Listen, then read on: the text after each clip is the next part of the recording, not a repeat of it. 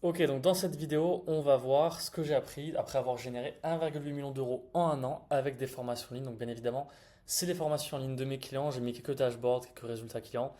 Bref, en premier, on verra Money is in the niche. Donc pourquoi l'argent est dans la niche et comment faire pour aller chercher justement cet argent.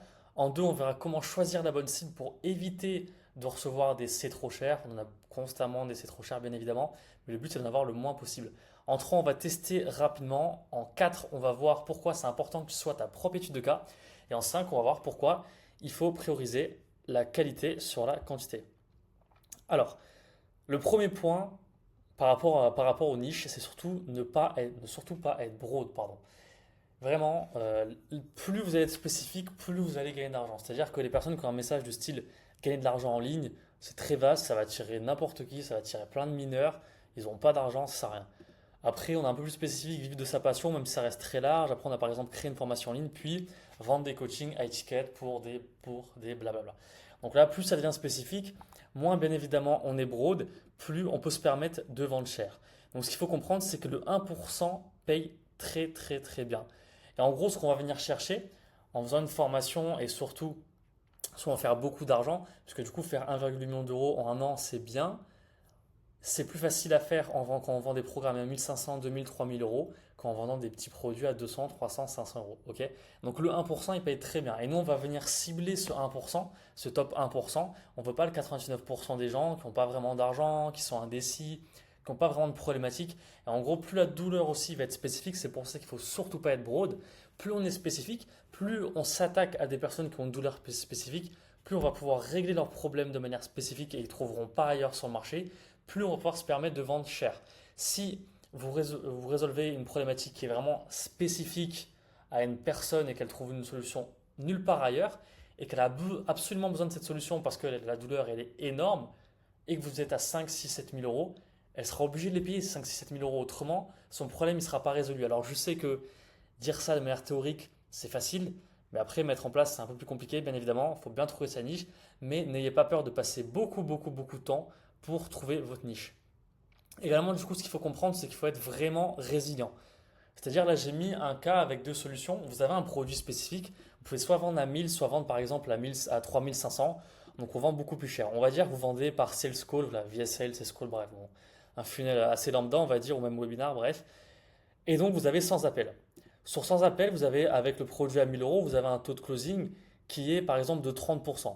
Ok, honnêtement, c'est pas mal, c'est un produit à 1000 euros, franchement, c'est possible. Vous faites un chiffre d'affaires de 30 000 euros. Maintenant, vous avez un taux de conversion qui est deux fois plus faible, puisque vous vendez un produit un peu plus cher, mais vous attaquez au 1%. Donc, bien évidemment, vous avez beaucoup, beaucoup plus de refus. Par contre, avec un taux de closing qui est divisé par 2, sur 100 calls, vous faites quand même 52 500 euros de chiffre d'affaires. Alors, bien évidemment, dans le calcul, je n'ai pas compté les no-shows, tout ça, c'est vraiment pour simplifier la chose. Mais en gros, c'est pour que vous compreniez que quand même, c'est toujours plus intéressant de vendre un produit beaucoup plus cher, 2, 3, 4 fois plus cher et de se prendre plein de noms, même si c'est un peu chiant de temps en temps, que de quand même se prendre quelques noms et de vendre bien moins cher. Au final, on n'est pas du tout rentable. Parce que du coup, là, bien évidemment, je compte pas s'il y a des frais publicitaires, frais de closer, setter, tout ça. Bon, à 1000 euros, il n'y a pas de frais de closer, mais bref. On s'est compris, ça peut vite devenir très très cher. Point numéro 2, on va essayer de choisir la bonne cible pour qu'on arrête de nous dire c'est trop cher. Alors c'est trop cher, vous l'aurez forcément. Le but c'est de ne pas l'avoir trop de fois. Et ça va être relié à plusieurs points. Et le premier point c'est de ne pas cibler tout le monde. Je m'explique, je reviens par rapport à la promesse. Si votre promesse c'est grâce à ma formation en ligne tu vas gagner de l'argent sur Internet, bon c'est une promesse totalement nulle qu'il faut surtout pas faire. Ben, en fait vous allez attirer n'importe qui. Là vous allez avoir peut-être un mineur de 16 ans, là vous allez avoir un chômeur de 35 ans. Là, vous allez avoir pareil un mec qui passe le brevet. Et là, vous allez avoir des c'est trop cher. La seule personne que vous allez avoir au téléphone vous dire ouais, c'est trop cher. Pourquoi? Parce que vous allez cibler n'importe qui, n'importe où, tellement c'est broad. Vous allez accueillir tout le monde. Et en fait, même votre pitch de vente, il sera jamais bon en fait. Parce que vous ne saurez pas du tout à qui vous adresser. Parce qu'un coup, vous aurez un retraité, un coup, vous aurez un salarié, un coup, vous aurez un chômeur, un coup, vous aurez un étudiant, un coup, vous aurez un mineur, vous allez devoir annuler le rendez-vous. Et ça va être n'importe quoi parce que vous n'avez pas de message spécifique. C'est pour ça qu'il faut vraiment un message spécifique. Quand vous avez une promesse précise, vous faites de l'argent. Par exemple, bon, promesse pas précise du tout, améliorer votre vie financière. On attire tout le monde, améliorer votre vie financière grâce à l'investissement immobilier. Bon, on retire un peu du monde, notamment les mineurs et les étudiants qui comprennent qu'ils sont peut-être un petit peu trop jeunes pour investir dans l'immobilier. Et après, améliorer votre vie financière en 6 mois en investissant pardon, dans des biens atypiques. Là, on attique des gens vraiment très très spécifiques et eux, ils sont prêts à payer cher et eux, on va pouvoir leur faire un script de vente par rapport à cette personne. On aura vraiment un personnage spécifique, ce sera peut-être les salariés de 30 ans qui achèteront cette offre et du coup, ça, on le saura et on pourra adapter notre script de vente. Donc ça, c'est hyper intéressant. Également, ce qu'il faut comprendre, c'est qu'il y a un discours qui change. Quand vous êtes très broad, la plupart du temps, vous allez entendre je peux investir 200 euros au maximum, après c'est trop cher. Vous êtes broad, vous prenez des gens en call, parce que si on veut vendre cher, on vend en call, en sales call, vous allez entendre tout le temps ça. Vous êtes un peu plus spécifique, vous allez entendre bon, 800 euros, vous prenez les paiements 5 fois sans frais. Donc voilà, les gens ne seront pas prêts à mettre plus de 800 euros, ce sera n'importe quoi, on ne prend pas des gens en sales call pour seulement 800 euros, ils vont vouloir payer en 10 fois, sans frais, ça va être n'importe quoi, vous allez avoir des gros problèmes de trésor. Par contre, quand vous êtes très spécifique, vous ciblez vraiment une personne, vous connaissez sa problématique, nous, ça nous est déjà arrivé avec plusieurs clients, des mecs qui disent ah, c'est 5000 euros. Ouais, ok, bah écoutez, ça les vaut. Bah, enfin, comment on fonctionne? Vous m'envoyez un contrat, un devis, comment ça se passe? Souvent, c'est ce qui se passe parce qu'il y a un problème spécifique, une douleur spécifique, et on va pas s'attaquer à tout le monde, on va s'attaquer à un type de personne. C'est-à-dire que par exemple, on peut réduire le message en disant qu'on s'attaque qu'à des salariés.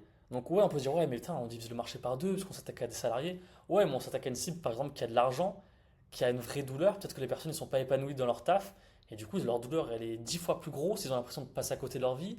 Ils ont de l'argent de côté. Donc là, c'est beaucoup beaucoup plus intéressant. Ok. Donc après, il y a le point numéro 3, il faut tester rapidement. Il y a plein de personnes, parfois j'ai des calls avec des personnes qui n'ont pas encore lancé de formation et tout. D'ailleurs, j'en profite parce que j'oublie toujours de faire des call to action en plein milieu. Si jamais tu as une formation en ligne, tu fais 20, 30 000 euros par mois, tu veux passer la barre des 100 000 euros par mois, tu as le lien en dessous iClose pour prendre un rendez-vous. Si jamais tu as l'idée pour le moment de créer une formation, l'idée pourquoi pas originale et tout, prends un call, on ne sait jamais. Et si jamais tu fais au moins 5 000 euros par mois et que tu as une offre market fit, ça c'est le plus important.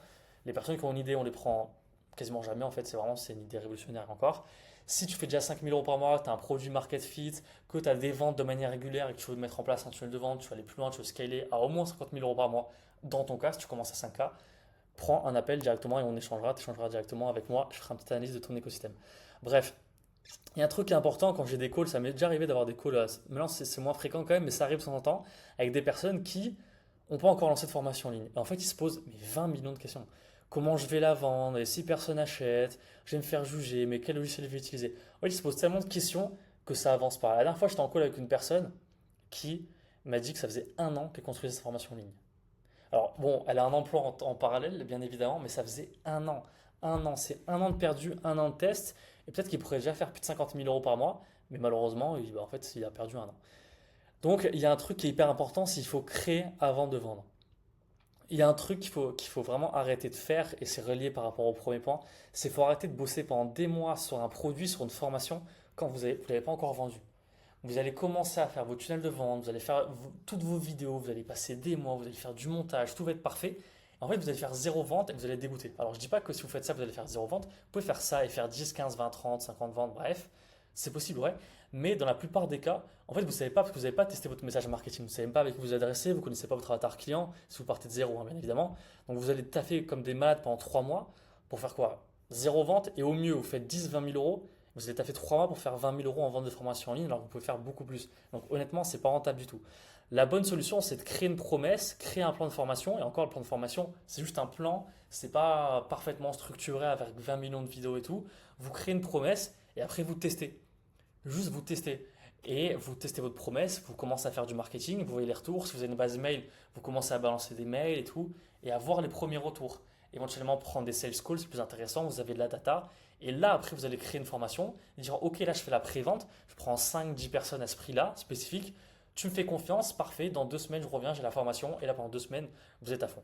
C'est vraiment ce qu'il faut faire. Il y a un autre truc où il ne faut pas s'éparpiller, c'est une offre est égale un tunnel. C'est-à-dire qu'il y a plein de personnes qui ils vont regarder des vidéos sur YouTube d'Américains, ils vont voir, ils ont commencé à créer leur formation en ligne. Ils vont dire, punaise, il y a ce tunnel, il est fou, ce tunnel, il est fou, ce tunnel, il est fou. En fait, non, il faut arrêter de penser à 20 000 tunnels en même temps. Il faut en choisir un. Bon, là, je les ai tous barrés sauf le webinar. Ça ne veut pas dire qu'il faut faire du webinar, mais ça veut dire qu'il voilà, faut en prendre qu'un seul et après se perfectionner sur un seul. Parce que si vous êtes bon, enfin, c'est impossible d'être bon en tout en fait. Surtout si vous avez si vous n'avez pas dépassé le million d'euros avec votre formation en ligne, bah, restez sur le même tunnel de vente. Ça, c'est une règle de Russell Brunson dans son livre Dotcom Secret et même Expert Secret, mais c'est hyper important. Ok. Donc ça, c'est tester rapidement. Point numéro 4, soit ta propre étude de cas. Alors là, j'ai pris un exemple. On a par exemple un cuisinier. Et ce cuisinier, il va vendre des formations en ligne pour t'aider à créer un patrimoine immobilier en 180 jours grâce au logement atypique. Bon, la probabilité que quelqu'un achète, elle est très très faible. Parce que du coup, la personne est cuisinier en quelque sorte. Alors c'est pas dégradant, bien évidemment, mais c'est pas sa propre étude de cas. C'est pas du tout cohérent. Moi, j'ai pas acheté à une personne qui n'a pas forcément fait ses preuves. Il y a des personnes qui achètent de manière émotionnelle et pas de manière logique du tout, qui vont acheter, qui vont mettre 1000, 2000 euros dans un accompagnement. Ils vont pas forcément se renseigner sur la personne à qui ils achètent, mais il faut se renseigner. Il faut bien comprendre qu'il faut voir si la personne vit de la formation en ligne. Donc vous, quand vous allez créer votre formation en ligne, il faut que vous soyez sûr d'avoir un background. Vous n'allez pas créer justement une formation en ligne, n'importe quoi, hein, sur la cuisine, alors que vous bossez dans le BTP et vous cuisinez jamais. C'est un exemple bête, hein, mais par exemple, vous n'allez pas créer une formation en tant que cuisinier pour vendre une formation pour aider les gens à avoir des logements atypiques, à faire de l'argent de manière passive grâce à l'immobilier, si vous-même vous n'avez pas de bien immobilier. Donc il faut déjà être très cohérent avec son message marketing et être sa propre étude de cas. Et être sa propre étude de cas, en fait, c'est hyper simple de vendre. C'est super simple. On a vu des clients qui étaient leur étude de cas, mais x10, c'était incroyable, ils avaient un parcours de fou. Ils vendaient une formation sur justement ce qu'ils avaient réussi à faire. En fait, c'était hyper simple de vendre. Même en étant nul en marketing, on pouvait faire beaucoup d'argent. Donc en fait, c'est un point qui est ultra important et qui est souvent négligé parce qu'il y a des gens qui sautent de marché en marché et qui malheureusement, ils ne vont pas plus loin que le. Enfin, bref, malheureusement, c'est une erreur. Ok. Donc petite étude de cas, justement, là, cette personne est sa propre étude de cas dans cet exemple, bien évidemment, hein. On a une personne qui n'est pas épanouie dans son travail, qui bosse sur un projet d'un coup, qui développe, allez, j'ai n'importe quoi, une formation, une boutique e-commerce ou une marque e-commerce, bref, il a une idée, il taffe dessus, il taffe dessus, et là d'un coup ça marche. Et d'un coup ça marche, il se met à voyager, il se met à aller à Bali, au Brésil, il va en Australie, et là il se régale. Il kiffe sa vie, il se régale, et là c'est sa propre étude de cas, ok? Donc là le mec déjà il est crédible. Et là d'un coup il va aider les salariés peu épanouis dans leur travail à devenir libres grâce à l'e-commerce. Mais en fait lui il a un storytelling qui est tellement fort qu'il va vendre hyper facilement, mais hyper facilement. C'est pour ça qu'on voit souvent sur les réseaux des personnes qui se filmaient dans leur ancien taf et tout, ils vont vendre à des personnes justement qui sont comme ça. Et ça qui est hyper intéressant, c'est si cette personne, elle se filmait par exemple au moment où elle n'était pas épanouie dans son travail, mais elle savait qu'elle allait s'en sortir, et qu'elle se transforme en réel, en contenu, ou même lors d'un webinar, d'une VSL ou quoi, il y a un vrai storytelling, un vrai avant-après, les gens vont se reconnaître et vont acheter hyper facilement. Et encore plus s'ils ont la personne en sales call. Ouais, ils pourront me dire, tu vois, t'es encore dans ton taf, tu vois, il y a que 2 ans j'étais, là, là je te montre un petit peu, là je suis à Bali, ouais, franchement c'est hyper sympa, je vais me baigner juste après l'appel. Bon, voilà, c'est hyper simple de vendre à une personne qui était dans notre situation il y a quelques années. C'est hyper simple parce qu'on dit, bah ouais, mais moi je suis passé par là aussi. Je suis passé par là, regarde mes contenus sur Insta, je suis passé par là. Et en vrai, je te comprends, c'était compliqué. C'était vraiment pas simple. Et là, on crée un lien de fou et c'est hyper simple de vendre. Et donc voilà, c'est un point hyper important à comprendre. Et un point que j'ai appris, c'est vraiment les personnes qui sont leur propre étude de cas. C'est ROI x5 facile. Après, qualité vs quantité. Et la qualité est bien plus importante que la quantité. Souvent, ce qui se passe, et ça m'est arrivé aussi de prendre des appels avec des personnes qui disent ouais, je vais créer cette formation, je vais créer cette formation, et je vais créer cette formation, je vais créer cette formation. En fait, en créant plein de formations, plein d'accompagnements, bref, peu importe, le problème c'est qu'on n'a pas le temps d'optimiser en fait. On n'a pas le temps d'optimiser, on n'a pas le temps d'avoir des retours clients, on n'a pas le temps de construire quelque chose de vraiment solide. Et du coup, en fait, tout va être moyen, demi-teinte, un petit peu mitigé. Et les gens, en fait, quand on va leur demander, quand il y a des amis vont leur demander ouais, est-ce que tu as aimé la formation d'un tel? Ils vont dire en vrai, c'était sympa, il y a pas mal de notions, mais. Et le mais, il va faire que le bouche à oreille ne va jamais se déclencher sur ce type de formation. Donc ça sert à rien d'avoir 20 000 formations, surtout si c'est des petites formations. Autant avoir une grosse formation best-seller, et cette formation justement qui est best-seller, on va se concentrer dessus à fond, on va optimiser à fond, et on va justement construire une formation qui est un 10 sur 10. Cette formation qui est un 10 sur 10, elle va ramener de gros avis, et surtout, elle va amener du bouche à oreille. Donc, du bouche à oreille sur une formation à 500, 100 euros, bon, c'est toujours cool, mais c'est pas ouf. Mais sur un programme d'accompagnement, un accompagnement en ligne avec un suivi qui a 3, 4, 5 000 euros, si vous avez que des retours positifs et qu'il y a du bouche à oreille qui se déclenche, c'est une mine d'or. Et c'est pour ça que c'est beaucoup plus intéressant de créer une formation qui a un 9 ou un 10 sur 10, parce que c'est jamais 10 sur 10, mais bref, et d'avoir des retours clients de manière régulière en fait. Là, vous n'avez aucun retour client, vous avez un SAV en feu, les gens ne sont pas contents, donc franchement, ça ne marche pas du tout. Et également, il y a un truc qui est hyper important à comprendre, c'est que les upsells sont beaucoup mieux que l'acquisition client. C'est-à-dire que maintenant, avec les publicités, l'infoproduit, c'est un marché qui est de plus en plus gros, on entend beaucoup parler de l'infoproduit, bref, tout le monde en parle, et en vrai, ça commence à être un petit peu un océan rouge. Donc il faut créer ces océans bleus, pardon, justement avec sa promesse, son positionnement, sa niche, bref, tout ça. Mais on a des coûts publicitaires qui explosent. Donc en fait, dans la plupart des cas, ce qui se passe, c'est que la personne, elle va mettre des ads, elle va gagner de l'argent, elle va remettre dans les ads, elle va gagner de l'argent, elle va remettre dans les ads. Et en fait, c'est un cercle sans fin. Donc suffit que vous ayez de la TVA, parce que vous n'êtes pas encore formateur, vous avez des impôts, vous avez des closers, vous avez des logiciels. En fait, vous ne faites pas d'argent. Vous avez un ROI x2, vous avez peut-être dépensé 10 000 pour faire 2 000 de bénéfices. En fait, c'est pas intéressant parce que faut les sortir déjà les 10 000 euros, vous prenez un risque pour faire que 2 000. Franchement, c'est pas ouf. Ok, donc ça, ce modèle, ok, l'acquisition, c'est toujours possible et ça se fait, bien évidemment. On est toujours en train d'acquérir de nouveaux clients, mais il faut avoir un produit de qualité pour justement upsell ses prospects. Parce que comme j'ai dit, on va avoir une augmentation des coûts, donc, bien évidemment, une baisse des bénéfices. Et en fait, petit à petit, on va voir que si on a juste des petites métriques qui augmentent par-ci par-là, si une formation n'est pas de bonne qualité et qu'on n'obsède pas nos clients, bah, en fait, on va être obligé de mettre la clé sous la porte ou d'arrêter cette idée, de lancer un autre tunnel en pensant que ça ne marche pas. Alors que si vous faites tout simplement des ads, vous faites des ads, bien évidemment, parce que l'acquisition, en tous les cas, il faut en faire. Vous avez des clients. Les clients, vous allez leur vendre un produit 10 sur 10 ou 9 sur 10. Ils sont contents. Il y a du bouche à oreille. Donc, déjà, il y a une partie organique qui va se développer et qui va permettre de faire respirer la partie ads. Parce que cette partie organique, vous allez pouvoir investir dans la partie ads qui va respirer parce que vous n'êtes pas là à appuyer sur votre réseau comme un malade. Et vous allez leur vendre des upsells. Vous allez leur vendre des upsells, ça peut être des accompagnements. C'est-à-dire que, j'aurais pu faire un schéma, mais par exemple, vous avez 1000 ventes à 1000 euros. Imaginons, allez, 2000 euros. 1000 ventes à 2000 euros. Donc honnêtement, vous avez déjà fait pas mal d'argent. On va pas se mentir. Maintenant, vous allez pouvoir upsell ces clients. Ces clients, vous avez 1000 clients quand même, c'est énorme, ils ont payé cher. Ben, vendez-leur un mastermind à 5000, 7000, 8000 euros. Et ok, ils ne vont pas tous acheter, bien évidemment. Mais peut-être le 2% qui vont acheter, ça vous faire une plus-value peut-être de 100, 200, 300 000 euros assez facilement. Donc ça qui est important. Sur un plus petit produit, par exemple, imaginons vous voulez vendre des produits à 600, 700, ce que je ne conseille pas, mais imaginons, ben, ok, votre produit à 600, 700, vous avez un bon retour client, et ils sont contents, il y a un bon SAV, bref, il y a un bon bouche à oreille, vous allez pouvoir vendre des upsells. Donc vous allez pouvoir vendre peut-être un accompagnement un peu plus poussé que si lui sera à étiquette à 2000 euros. C'est tout à fait possible. Vous avez 1000 clients à 200 euros, vous pouvez très bien vendre à étiquette à 2000, 2000, 3000 euros à peut-être au 5%, c'est-à-dire à une cinquantaine de personnes. Ça fait 150 000 euros, en vrai, c'est pas négligeable. Et là, vous allez respirer dans un premier temps, vous allez pouvoir mettre encore plus en ads pour acquérir, c'est un cercle hyper, hyper vertueux. Donc, privilégiez les upsells. Les upsells, c'est vraiment de la vente facile. Nous, à chaque fois qu'on fait un lancement d'un nouveau produit pour un client, en fait, on fait plein d'argent de manière tellement facile. Donc, c'est trop bien. Donc, voilà, vraiment, faites gaffe à ça. C'est vraiment les enseignements que j'ai retenus en ayant généré autant. Alors, bien évidemment, il y en a d'autres, je pourrais faire une partie 2. Je voulais pas que ça dure plus de 20 minutes. Mais du coup, voilà, c'est vraiment les trucs les plus importants. L'argent, c'est dans la niche. Choisir la bonne cible, il faut tester hyper rapidement, mais tester très très très vite. Il faut être sa propre étude de cas, autrement vous allez vraiment avoir des ROI pourris, des gens pourris qui vont venir à vous.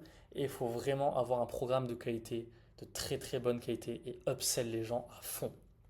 Ok, donc voilà, encore une fois, si jamais tu as déjà une formation en ligne qui est plus ou moins market fit, tu fais 5000 euros par mois, tu aimerais aller plus loin, taper les 30, 50, 60 000 euros par mois, tu peux cliquer sur le lien juste en dessous. Si tu fais déjà 20, 30 000 euros par mois, maintenant tu veux scaler, tu veux passer vraiment à un niveau supérieur et tu veux faire 100 000 euros par mois, également prends un appel juste en dessous.